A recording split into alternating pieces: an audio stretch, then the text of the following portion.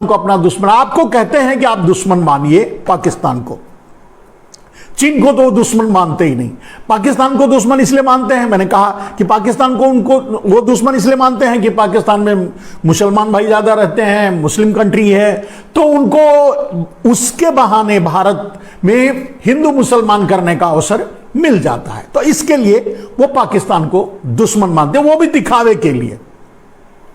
जब बात उन पे आती है तब तो वो खुद भी बिरयानी वगैरह खाने चले जाते हैं। आप जानते हैं उनके बारे में, भारतीय जनता पार्टी के करैक्टर के बारे में। भारतीय जनता पार्टी के लोग, आरएसएस के लोग, भारतीय जनता पार्टी के लोग, उनका करैक्टर क्या है आप जानते हैं। उन्होंने एक अभियान चलाया था, यहां तक कि एक कानून भी बनाया मेरे ख्याल से प्रदेशों में अलग अलग तरीके से, जिसको कहते हैं, क्या कहते हैं,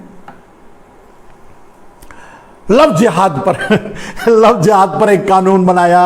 और तो इस तरह के मसले वो लाते रहते हैं जिससे कि हिंदू मुसलमान आपस में आमने सामने खड़े रहें तो उनको फायदा होगा। लेकिन अब सवाल उठता है मेरे दोस्तों, जिस बात को मैं आपके सामने रखना चाहता हूं कि इसका वो फायदा कैसे उठाते हैं,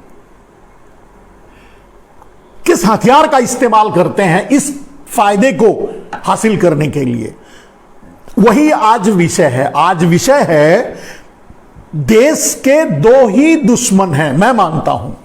वो मानते हैं किसी को, इसको उसको उसको मानते रहे, देश के दो ही दुश्मन हैं, एक है मोदी और दूसरे हैं गोदी। मोदी का मतलब आप समझ रहे हैं, नरेंद्र दामोदर दास मोदी, देश के एक दुश्मन। और दूसरा दुश्मन क्या है, दूसरे दुश्मन है गोदी। गोदी मतलब गोदी मीडिया, जिसको कि आज आप सभी लोग, ये बहुत चर्चित नाम हो चुका है। वैसे गोदी मीडिया को गोदी नाम देने का श्रेय क्या कहते हैं, रवीश कुमार को जाता है। एनडीटीवी के पत्रकार हैं, आप जानते हैं, वो एक प्रोग्राम का प्राइम टाइम, और वैसे भी मैं प्राइम टाइम के अलावा कोई चैनल भी नहीं देखता, एनडीटीवी के अलावा कोई चैनल नहीं देखता, एनडीटीवी में भी प्राइम टाइम के अलावा कोई चैनल नहीं देखता, वही रवीश कुमार का। तो उन्होंने ही गोदी मीडिया का, गोदी का नाम दिया था, गोदी मीडिया। तो देश के यही दो दुश्मन हैं, एक नरेंद्र मोदी और दूसरा, एक मोदी दूसरा गोदी। इसी की व्याख्या करनी है, दोनों दुश्मन कैसे हैं, ये दोनों दुश्मन कैसे हैं, ये हम आपको समझाने की कोशिश करेंगे मेरे दोस्तों कि ये दोनों दुश्मन कैसे हैं। और एक खास बात, आप लोग सभी लोग जुड़ रहे हैं और बड़ी तेजी से अपने सवाल भी लिख रहे होंगे। जो भी सवाल मेरे पास आएगा, मेरे सामने आएगा, मैं उसका आप सवाल डालते रहिए, मैं उसका जवाब भी देता रहूंगा बीच बीच में। आज जो सवाल डाला गया था, इसमें क्या कहते हैं, टैगलाइन जो मतलब मैंने पोस्टर डाला था, उसमें जो जवाब डाला गया था सवाल के, उसमें लोगों ने कमेंट डाला था, उसको मैं पहले आप लोगों तक पहुंचा दूं और उसमें किसकी व्याख्या करने लायक है वो पहुंचा दूं। तो रोशन सिंह लिखते हैं, रोशन सिंह ने लिखा है उसमें कि बिल्कुल सही, जो मैंने कहा है कि गोदी मीडिया और नरेंद्र मोदी और गोदी, यही दो दुश्मन हैं। और एक निकेश भाई हैं, शायद वो बहुत ज्यादा भारतीय जनता से प्रभावित हैं, तो उन्होंने एक पोस्टर छोटा सा डाला है जिसमें मोदी जी चाय बनाकर देंगे, वो पीने के लिए गए हुए हैं, तो आकर के लिखेंगे जब अपना कमेंट, तब हम आपको पहुंचाएंगे।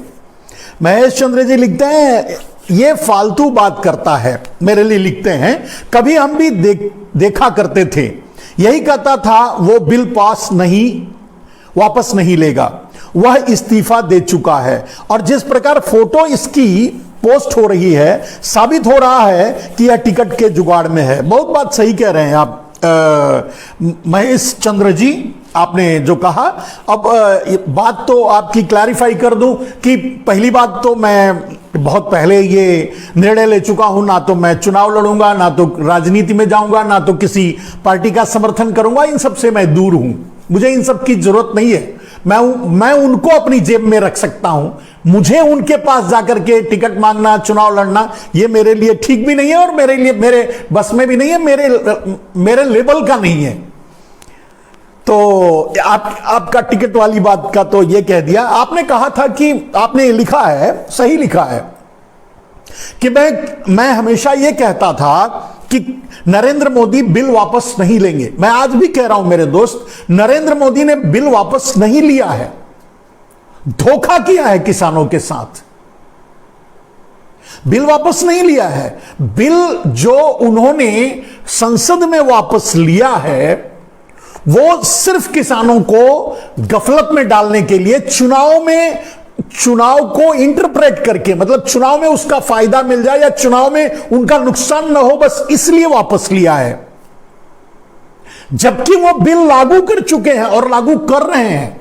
लागू कैसे कर चुके हैं और लागू कैसे कर रहे हैं वो मैं कई लाइव में आपके बारे में, मतलब ये इस बारे में बता चुका हूं कि लागू करने के लिए उन तीनों बिलों में उनमें मूल मुद्दा जो था वो ये था कि कॉन्ट्रैक्ट फार्मिंग, यानी बड़े पूंजीपति अब खेती के व्यवसाय में भी आए, यानी अनाज भी वही उपजाएं, यानी दुकान भी उनकी और अनाज भी उनका, ये उनकी कोशिश थी। इसके लिए उन्होंने क्या किया कि कॉन्ट्रैक्ट फार्मिंग की उनको जरूरत थी और इस बिल के जरिए कॉन्ट्रैक्ट फार्मिंग को ही सपोर्ट करना था। यानी इस बिल में 3 जो पॉइंट थे वो तीनों पॉइंट टारगेटेड ये था कि किसान कॉन्ट्रैक्ट फार्मिंग करें, यानी किसान अपनी उपज बाजार में बेचने की बजाय बेचने से पहले, पैदा करने से पहले किसी पूंजीपति से कॉन्ट्रैक्ट कर लें और उसके लिए फार्मिंग करें और बाद में उस पूंजीपति को वो अपनी उपज चाहे गन्ना हो, चाहे चावल हो, चाहे दाल हो, चाहे जो भी हो, अपनी दलहन तिलहन जो भी हो, अपनी उपज उस व्यापारी को दे दें। इसका इनडायरेक्टली परिणाम ये होता कि डायरेक्टली इनडायरेक्टली ये परिणाम होना था कि सारी उपज तो जाती ही जाती उनके हाथों में। उसका वो दुष्परिणाम क्या होता वो अलग से मैं बताऊंगा, लेकिन धीरे धीरे सारी जमीनें उनके हाथों में चली जाती, यानी किसान सिर्फ मजदूर बन के रह जाते। और इसका उदाहरण मैंने पहले भी दिया था कि अगर ये उदाहरण लेना है कि कॉन्ट्रैक्ट फार्मिंग में जो भी जाता है वो बाद में सिर्फ मजदूर बन के रह जाता है, उसका उदाहरण आपको चाय बागानों से मिल जाएगा। कहीं भी किसी भी चाय बागान में अब चाय बागान किसी का नहीं रह गया है, या अब सेव बागान किसी का नहीं रह गया है, अडानी उसमें एंट्री कर गए तो चाय बागान किसी का नहीं रह गया, सब छोटे छोटे किसानों का था, अब किसी किसान का नहीं रह गया, अब सिर्फ पूंजीपति का रह गया है। तो इसी तरह से देश की सारी जमीनें अडानी अंबानी के पास चली जाएंगी। जो किसान है आज, वो मालिक हैं खेतों के, वो उसी खेतों में मजदूर बन के रह जाएंगे। कॉन्ट्रैक्ट फार्मिंग का यह परिणाम होना था। बाकी इसके पूरे देश पर क्या परिणाम पड़ते वो अलग से, लेकिन वहां यह परिणाम होना था। कॉन्ट्रैक्ट फार्मिंग लागू करवाना था नरेंद्र मोदी। अब कॉन्ट्रैक्ट फार्मिंग इनडायरेक्टली लागू कर चुके हैं। कैसे लागू कर चुके हैं? आज भारत का कोई भी किसान, भारत के किसी भी किसान को पहले लोन नहीं मिलेगा। लोन अगर वो जाएगा बैंकों में लोन लेने के लिए तो लोन मिलेगा नहीं। लोन इसलिए नहीं मिलेगा कि ज्यादातर बैंक प्राइवेटाइजेशन कर दिए जा रहे हैं, तो नहीं मिलेगा। दूसरा, अगर किसानों को खाद की जरूरत पड़ेगी, बिना खाद के तो वो किसानी नहीं कर सकते, तो जब किसानों को खाद की जरूरत पड़ेगी तो खाद भी नहीं मिलेगी। क्यों खाद नहीं मिलेगी? क्योंकि खाद जो बनाती हैं, उर्वरक जो बनाती हैं कंपनियां, वो धीरे धीरे, पहले तो ज्यादातर कंपनियां प्राइवेट ही थी, कुछ कंपनियां जो सरकारी, इफ्को वगैरह जो भी सरकारी थी वो भी अब प्राइवेट में चली जाएंगी, अडानी अंबानी के हाथों में चली जाएंगी, जैसा कि आप देख रहे हैं। तो खाद भी उनके हाथ में चला जाएगा, बीज जो है वो भी उनके हाथ में है, क्योंकि जब अनाज आपका लेंगे तो उसी से संशोधित करके बीज भी बनाएंगे। तो बीज भी बना करके वही उन्हीं के पास, वो भी उन्हीं के पास रहेगा। तो ना तो आपको खाद मिलेगी, ना तो आपको बीज मिलेगा, ना तो आपको पानी मिलेगा, ना तो अपना डीजल चलाने के लिए, ट्रैक्टर चलाने के लिए, हल जोतने के लिए आपको डीजल मिलेगा, क्योंकि डीजल भी अडानी अंबानी बेचते हैं। आप जानते हैं, अच्छी तरह से जानते हैं। सरकार के की जो कंपनियां पेट्रोलियम में थी, इंडियन ऑयल हुआ या बीपीएल हुआ, भारत पेट्रोलियम हुआ, इंडियन ऑयल हुआ, जो भी कंपनियां थी वो भी धीरे धीरे डिसइन्वेस्टमेंट में अडानी अंबानी के हाथ में चली जाएंगी। वैसे रिफाइनरी को ज्यादातर वही लोग कंट्रोल कर रहे हैं, अडानी अंबानी। तो तेल भी आपको नहीं मिलेगा। आप अगर किसान हैं तो आपको डीजल भी नहीं मिलेगा ट्रैक्टर चलाने के लिए, आपको तेल भी नहीं मिलेगा इस्तेमाल करने के लिए, अपना डीजल चलाने के लिए, पानी के लिए। तो कोई जो संसाधन खेती के लिए लगते हैं वो नहीं मिलेगा। नहीं मिलेगा तो मिलेगा कब और कैसे? जब आप कॉन्ट्रैक्ट फार्मिंग किसी उद्योगपति से कर लोगे तो वो उद्योगपति ही आपको डीजल, ट्रैक्टर और पानी, बिजली और ये क्या कहते हैं, खाद, ये सारी चीजें वही मुहैया कराएगा। तो लागू हो गया। किसान बिल जो लागू करना था वो तो लागू हो गया, अब हो गया। कॉन्ट्रैक्ट फार्मिंग को, देश को जबरदस्ती कॉन्ट्रैक्ट फार्मिंग में ढकेलना नरेंद्र मोदी का मिशन था, वो हो गया। जब इसका प्लेटफॉर्म तैयार हो गया पूरी जिम्मेदारी के साथ, तब आदेश दिया अडानी अंबानी ले। अगर लेना होता, अब जैसे आपने कह दिया कि हमने कहा था कि वो नहीं लेंगे, बिल्कुल सही कहा था। तो जब ये सारी योजनाएं बन गई सारा अडानी अंबानी के द्वारा, तो अडानी अंबानी के से आदेश आया कि नरेंद्र मोदी जी अब आप बिल वापस ले लो, बिल की अब जरूरत नहीं है, सब कुछ हमारे हाथ में आ चुका है। सॉइल हम रखे हुए हैं, गोडाउन हमारा हो गया है, एपीएमसी हमारा हो गया है, food corporation of India disinvestment में हम खरीद लेंगे। कहने का अर्थ यह है कि अब आप निश्चिंत रूप से इसे वापस ले सकते हो। मैंने कहा कि कंडीशनल इस्तीफा नरेंद्र मोदी का अडानी अंबानी के पास है। तो सारी शर्तें जो जिससे उनको फायदा होगा, जब फायदा होने की सारी व्यवस्था हो गई तो उन्होंने यह आदेश दिया कि अब बिल वापस ले लो। ले लिया, लेकिन बिल वापस का कोई वैल्यू ही नहीं रह गया। लागू तो हो गया, किसान बिल अभी भी लागू हुए। आप जाइए, आपको खाद के लिए खाद मांगने जाओगे तो डंडा मिलेगा, बीज आपको मिलेगा नहीं, उर्वरक मिलेगा नहीं, बीज मिलेगा नहीं, डीजल पेट्रोल का दाम देख लो क्या है। और आगे आगे तो आपको प्रतिबंधित हो जाएगा, मिलेगा ही नहीं। लोन वगैरह तो बैंक उनका है, वो देंगे ही नहीं। चलिए, आपका जवाब मिल गया होगा। अब बाबूलाल ने लिखा है, जय श्री राम, धन्यवाद बंधु। यशराज गौड़ करके, गौड़ हैं, यशराज गौड़, उन्होंने लिखा है, बड़ा लिखा है, बड़ा अच्छा लिखा, मैं वो भी पढ़ देता हूं। देश का गद्दार कौन? मतलब हम, लोकतंत्र टीवी यानी हम, तुम लोग खुद लोकतंत्र को गाली दे रहे हो। हमारे देश के प्रधानमंत्री लोकतांत्रिक तरीके से चुने गए हैं। यदि तुम्हें उनसे कोई तकलीफ है तो लोकतांत्रिक तरीके से हटा के दिखाओ, वरना इसके पोस्ट डालने की बेहूदगी बंद करो। यह देश सिर्फ तुम्हारा ही नहीं, हमारा भी है। यशराज जी, आपका ही है, हमारा कहां है? आप जैसे लोगों का ही देश है, आप जैसे मूर्ख लोगों का ही देश है। और दूसरा सवाल जो आपने लिखा है कि लोकतांत्रिक तरीके से नरेंद्र मोदी चुने गए हैं, वो भी गलत लिखा है यार। लोकतांत्रिक तरीके से कहां चुने गए हैं? वो तो 2014 में झूठ बोल करके आए। क्या क्या झूठ बोले, अब उसको फिर से क्या दोहराऊं। दुनिया भर का झूठ बोल करके आ गए नरेंद्र मोदी 2014 में, और उनमें से एक भी काम नहीं किया। तो 2019 में फिर आना था, जब बेरोजगारी, महंगाई, गरीबी, ये सब एकदम जोर पकड़ लिया, इस सवालों का बौछार हो गई, लगा कि अब नरेंद्र मोदी नहीं जीतेंगे, तो उन्होंने 44 अपने ही सैनिकों को उड़वा दिया। तो जब जीतने के तरीके, आज भी कह रहा हूं, उत्तर प्रदेश का चुनाव है या 5 राज्यों में चुनाव है, आप वोट दो ना दो, वो तो जीत ही लेंगे। वो उनके पास बहुत से तरीके हैं, उन तरीकों का इस्तेमाल करके चुनाव जीत लेंगे।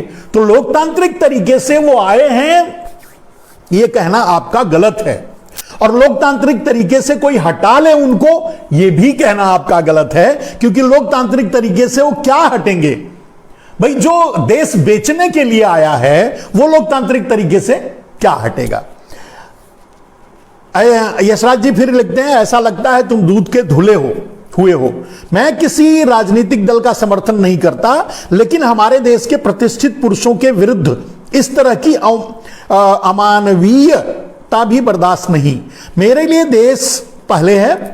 तुम लोग अपने आप को भारतीय कहते हो, शर्म आती है। जब देखो जहर उगलते रहते हो। भाई देश नरेंद्र मोदी नहीं है। अगर मैं नरेंद्र मोदी के खिलाफ बोलता हूं, नरेंद्र मोदी को गलत कहता हूं, या यह कहता हूं कि देश के दुश्मन अगर कोई है तो नरेंद्र मोदी है, अगर इस बात से आपको तकलीफ है तो नरेंद्र मोदी देश नहीं है। नरेंद्र मोदी देश नहीं है, देश अलग है। नरेंद्र मोदी सिर्फ प्रधानमंत्री हैं, और वो तो अपने आप को चौकीदार भी मानते हैं, उनकी भाषा में, आपकी भाषा में। तो जब वो चौकीदार हैं तो कोई चौकीदार देश थोड़ी हो जाएगा। और चौकीदार पर कोई उंगली उठाना या उसको बाहर निकालना या उसको सुधारने की बात करना या उसकी गलतियों पर बात करना, अगर आप ये मानते हैं कि गलत है तो यहां भी आप गलत हैं। देश किसी के ऐसे हवाले तो किया नहीं जा सकता। इतना तो आप भी समझदार हैं, इतना तो आप भी समझते होंगे कि चौकीदार हैं। अगर वो खुद को चौकीदार कहते हैं, चौकीदार हैं, तो ऐसे ही उनके हवाले देश कर दिया जाए, ये भी तो ठीक नहीं है। आप खुद ही समझ लो। चलिए, आप समझदार हैं, मैंने आपकी बातों को ले लिया, और आपने जितनी बातें लिखी मैंने उसका जवाब दे दिया। अब लाइव में अगर आप कुछ लिखना चाहते हैं तो लिखिए, फिर मैं उसका उत्तर मैं आपको दूंगा। आप लाइव सवाल कीजिए। अब्दुल्ला पाशा जी लिखते हैं, बाबा जी आप बिल्कुल सही बोल रहे हो। बिल्कुल सही तो बोलूंगा ही। जब लोगों को बुरा लगे बात, तो समझ लो कि मैं सही बोल रहा हूं, या जो भी बात को इस तरह से ले तो आपको यह मान लेना चाहिए कि बात सही है। उसको चुभ रही है, उसको लग रहा है कि कहीं यह बात बाहर न चली जाए।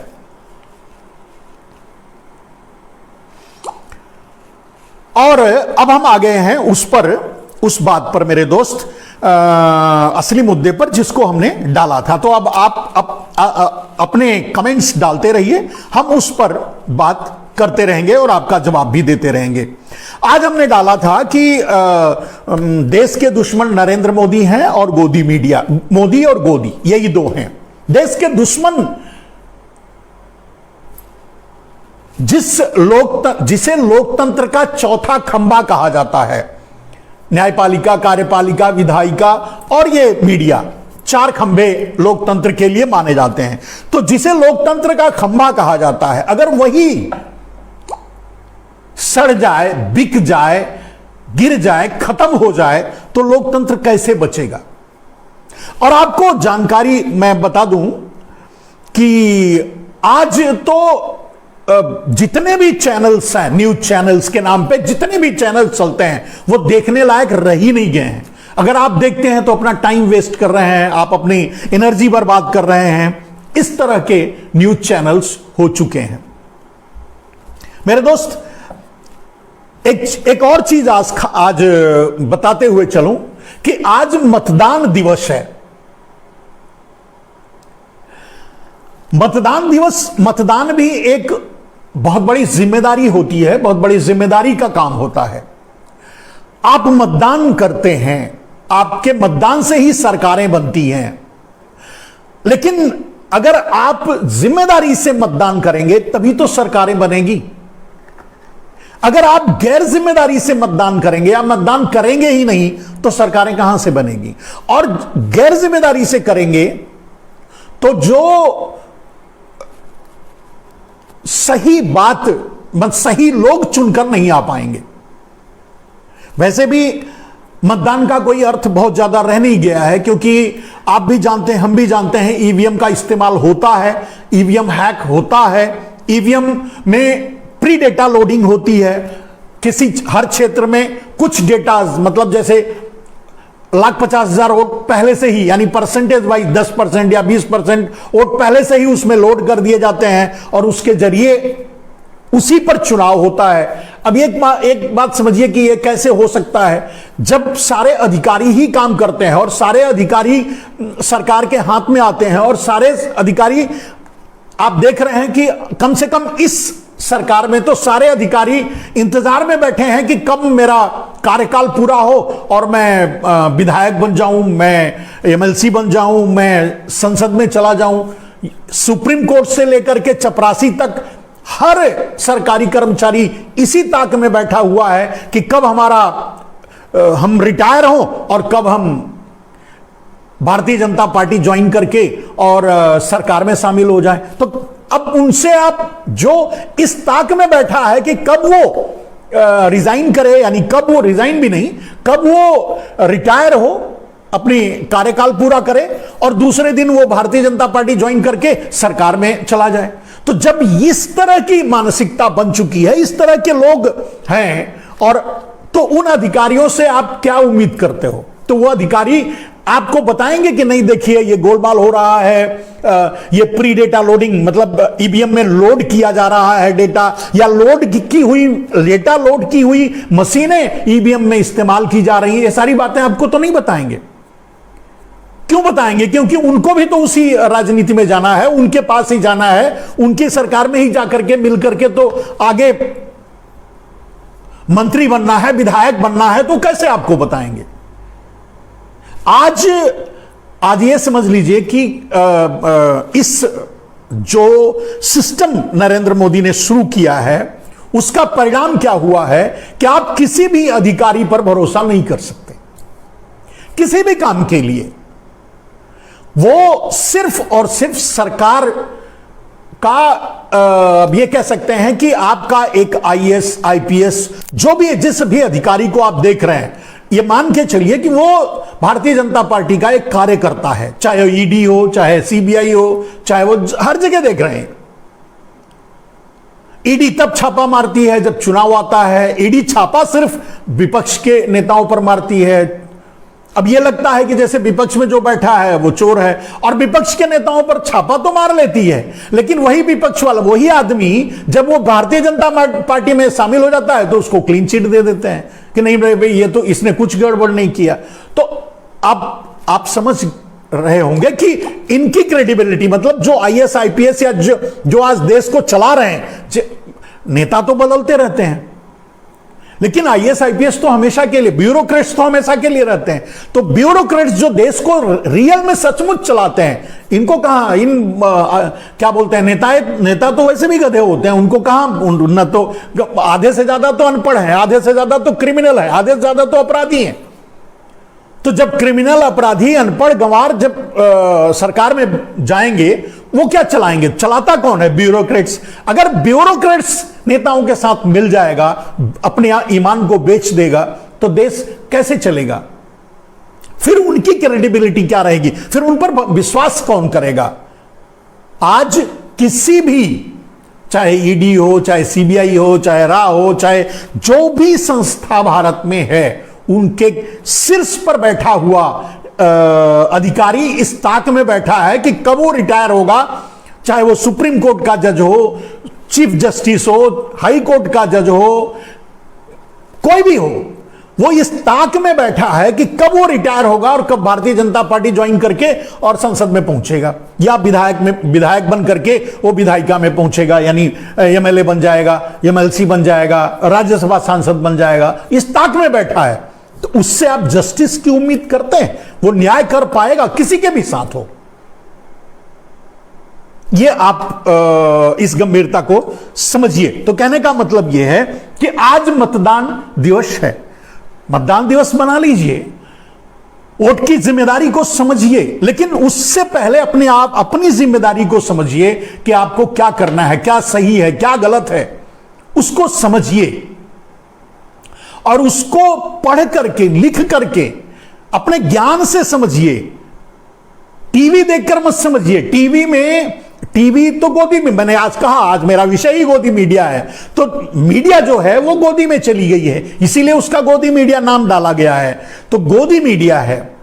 अब गोदी मीडिया का अर्थ हम आपको समझाएंगे आगे। एक मतदान दिवस था, इस पर मैंने आपसे कहा, आपने देखा अभी कुछ लोग, किसी का नाम लेने से कोई फायदा नहीं, कुछ लोग इस पार्टी से उस पार्टी, उस पार्टी से एक से दूसरी, दूसरी से तीसरी, तीसरी से चौथी, या इससे उसमें, उससे उसमें जा रहे हैं नेता। एक जगह रहते हैं तो दूसरी पार्टी को गाली देते हैं, जब दूसरी पार्टी में चले जाते हैं तो पहली वाली को गाली देते हैं, जब तीसरी में चले जाते हैं तो पहले दोनों वाले को गाली देते हैं। मतलब यही उनका काम है। कहने का अर्थ यह है कि उनका लगाव आइडियोलॉजी से नहीं है, उनका लगाव देश से नहीं है, उनका लगाव आपसे नहीं है, वो आपके लिए कुछ नहीं कर रहे हैं। उनका मकसद सिर्फ अपनी राजनीति से है, उनका मकसद सिर्फ अपने आप से है, उन्हें अपने से मतलब है और किसी से मतलब नहीं है।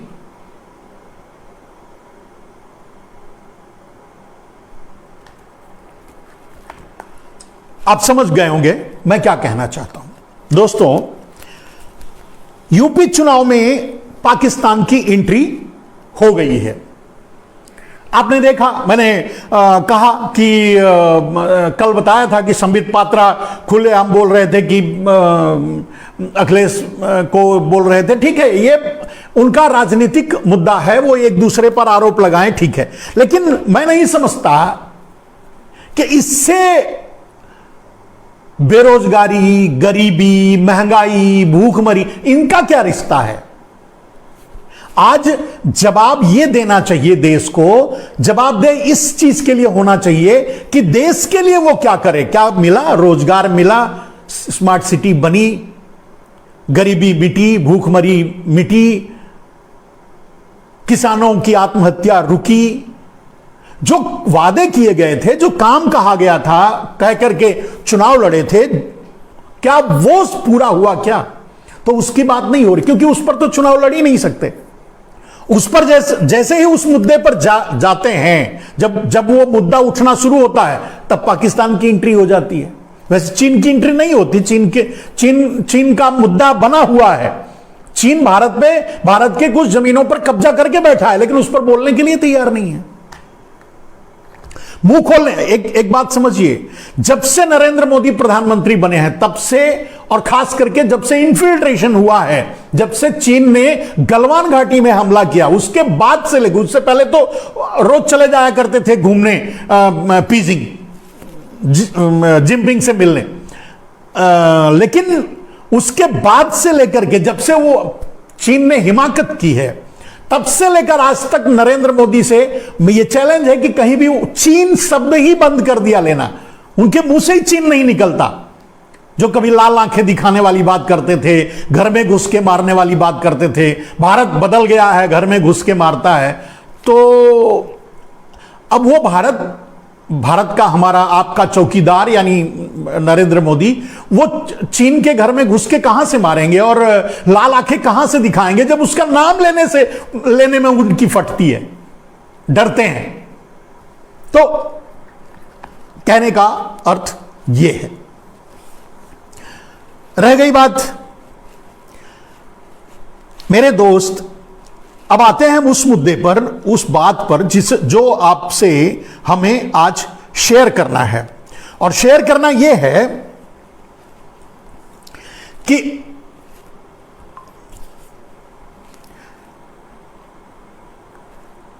मेरे कोई भाई लिखते हैं, एक एडवोकेट अखिलेश मिश्रा जी लिखते हैं कि क्योंकि चौकीदार ही चोर है।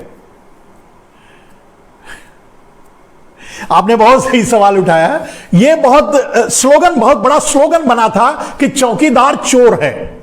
यह बहुत स्लोगन बना था, चौकीदार चोर है। और जानते हैं आप अब एक मजाक की बात है, मजाक नहीं, मतलब एक चौंकने वाली बात है।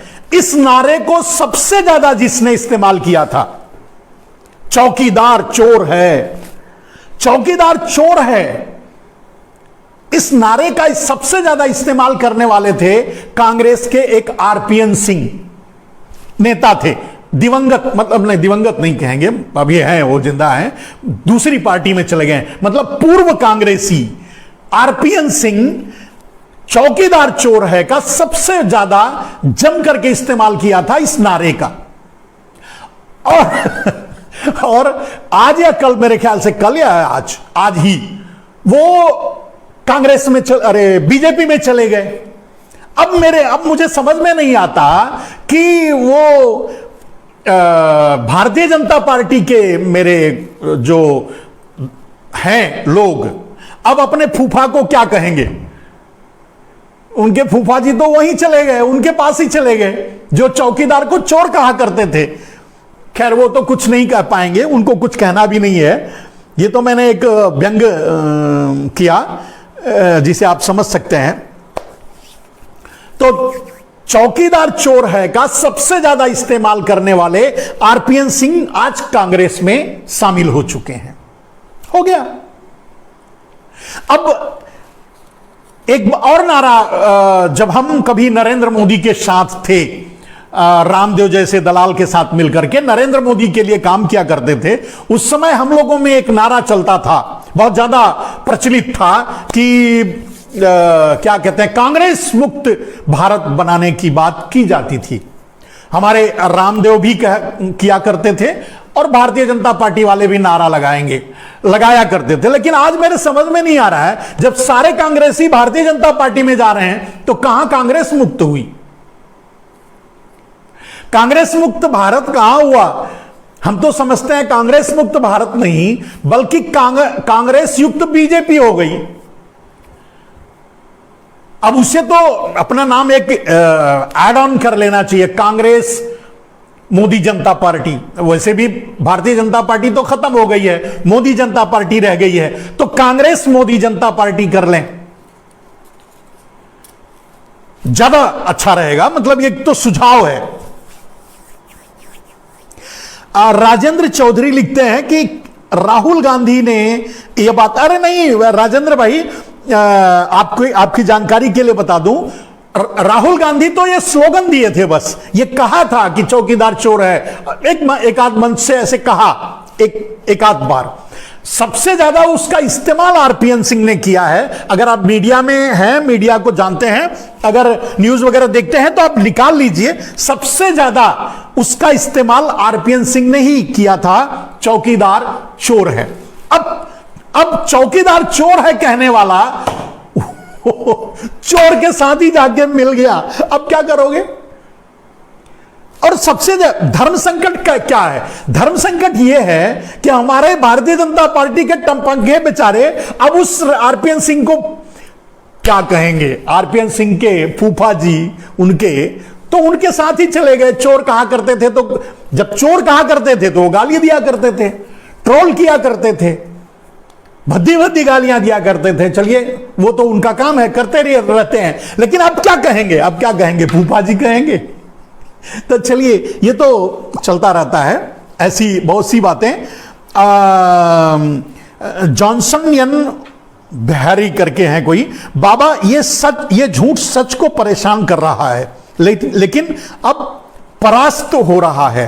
बिल्कुल सही कहते हैं जॉनसन भाई कि झूठ सच को परेशान कर रहा है, लेकिन अब परास्त हो रहा है। लेकिन एक बात और बता दूं जॉनसन भाई, सबसे ज्यादा हम जैसे लोग जो पढ़े लिखे थे, हम नरेंद्र मोदी नहीं है, चौथी फेल नहीं है, घर के भगोड़े नहीं है, हम घर से चोरी करके नहीं भागे हैं। अरे यार, हम तो पढ़े लिखे हैं, अच्छे घर के बच्चे हैं, हम अच्छे बच्चे थे। तो पढ़े लिखे और अच्छा पढ़े लिखे भी हैं, नरेंद्र मोदी की तरह चौथी फेल नहीं है। तो कहने का, अच्छे पढ़े लिखे होने के बावजूद भी आरएसएस के झूठ, आरएसएस और मोदी के झूठ में फंस करके हमने भी अपना 4 साल उनको प्रधानमंत्री बनाने के लिए दिया, अर्पण कर दिया था। अब इससे ज्यादा क्या कहेंगे? तो जो बेचारे आज मूर्ख बनकर के उनके पीछे घूम रहे हैं, हमको तो ये मान लीजिए कि नरेंद्र मोदी प्रधानमंत्री बने जिस दिन उन्होंने शपथ ग्रहण लिया, मेरे ख्याल से 26 मई को ऐसे ही कुछ था, 27 मई को उन्होंने डिक्लेयर किया कि काले धन को एसआईटी गठित करेंगे। उन्होंने वादा किया था कि काला धन राष्ट्रीय संपत्ति घोषित करेंगे, नहीं किया तो हम समझ गए ये सचमुच चोर है, यह पक्का देश का गद्दार है। जब समझ में आ गया तो मैं उसी समय से, उसी दिन से विरोध करने लगा। कहने का अर्थ यह है मेरे दोस्त, हमें बहुत जल्दी समझ में आ गया कि हम गलत थे और अपनी गलतियों को सुधारने के लिए निकल पड़े। अब हो गई तो हो गई।